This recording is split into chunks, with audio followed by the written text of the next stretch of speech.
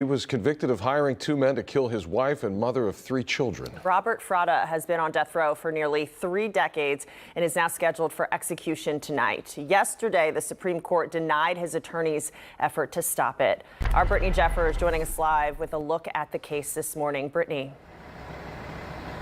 Yes, as you referenced, Robert Fratta has spent more than 25 years on death row. That execution set to happen tonight in Huntsville. But this all stems back to a crime that happened here in Atascocita back in 1994. And this is a case that KPRC2 has been following very extensively for decades now.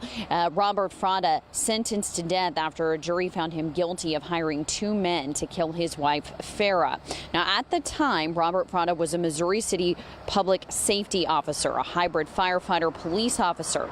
Now, the Frattas were in the midst of a contentious divorce, and according to investigators, the mother of three was ambushed in her garage and shot in the head.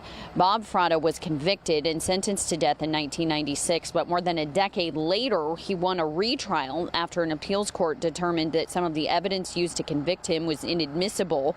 Then in 2009, that retrial ended the same as the first, and Fratta was convicted and sentenced to death. Victims' rights advocate Andy Kahn has remained close to Farah's family. I can't get that image out of my mind where he's smiling into the camera. There are certain cases that deserve the death penalty, and Bob Fratta's right at the top of the list. So two other men that were involved in this plot were also sentenced to death, but those executions have not been scheduled. Now, we do want to point out that KPRC2 investigator Robert Arnold will be a media witness to Fratta's execution.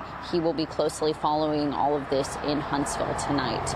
Reporting live from Atascocita, I'm Brittany Jeffers, KPRC 2 News.